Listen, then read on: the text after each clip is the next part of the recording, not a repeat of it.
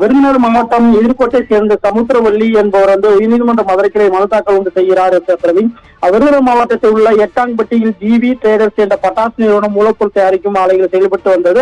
கடந்த 2014 ஆண்டு டிசம்பர் மாதம் ஏற்பட்ட பயங்கர தீ விபத்தில் அங்கு பணியில் இருந்த எனது கணவர் காளிமுத்து உள்ளிட்ட 6 பேர் உயிரிழந்தனர். உயிரிழந்த தனது கணவருக்கு 40 லட்சம் ரூபாய் இழப்பீடும் என் கல்விக்கு ஏற்ற அரசு வேலையும் வழங்க வாழ்வாதாரம் பாதுகாக்க உத்தரவு கோரி மனு தாக்கல் செய்திருந்தார். பிரவீன் இந்த மனு நீதிபதிகள் புகழேந்தி முன் ஏற்கனவே விசாரணைக்கு வந்தது.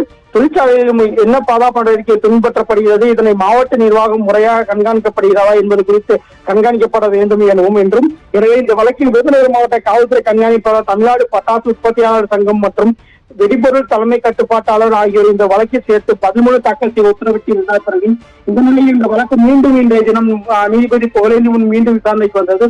அப்போது வெடிபொருள் கட்டுப்பாட்டுத்துறை வழக்கறிஞர் தரப்பில் பட்டாசு ஆலை நடத்துவதற்கு 2 வகைகளில் உரிமம் பெற்றது நடத்தப்படுகிறது.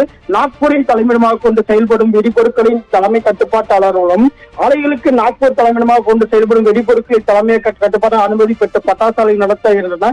மேலும் ஒரு தரப்பில் அந்தந்த மாவட்ட ஆட்சியிடம் மட்டுமே அனுமதி பெற்று பட்டாசுகளை நடத்தி வருகிறது என்றும் தெரிவித்துள்ளார். பிரவீன் இந்த நிலையில் நாக்பூர் தலைமையாக கொண்டு செயல்படும் வெடிபொருட்களின் கட்டுப்பாடு அனுமதி பெற்ற ஆலைகளில் அடிக்கடி தீ விபத்து ஏற்படவில்லை என்றும் தொடர்ந்து மாவட்ட ஒரு தரப்பில் மட்டுமே இது போன்ற பட்டாசு ஆலை அனுமதி பெற்று மட்டும் தீ விபத்து ஏற்படும் என்றும் தெரிவித்தார். பிரவீன் மேலும் அந்தந்த மாவட்ட ஆட்சியர் மட்டுமே அனுமதி பெற்று நடத்தும் பட்டாசு ஆலையில் தான் அடிக்கடி விபத்து நடக்கின்றன. இது குறித்து மேலும் விவரங்களை சேகரிக்க வருகிறோம் என்று தகவல் தெரிவித்தார். பிரவீன் இதை தொடர்ந்து நீதிபதி பிறப்பித்த உத்தரவில் பட்டாசு தொழிற்சாலைகளில் பாதுகாப்பு நடவடிக்கைகளை உறுதி செய்யும் பொறுப்பில் உள்ள அதிகாரிகள் யார், மேலும் அந்த தொழிற்சாலையில் மேற்பார்வையாக செயல்படும் அலுவலர் யார் என்ற தொடர்பான விவரங்களை, விபத்துக்கான காரணம் என்ன என்பது குறித்த விவரங்களை குறித்து வெடிபொருள் கட்டுப்பாட்டு அலுவலர் மற்றும் உள்ளிட்ட 13 தாக்கல் செய்ய உத்தரவிட்டு வழக்கை ஒத்திவைத்துள்ளார். பிரவீன்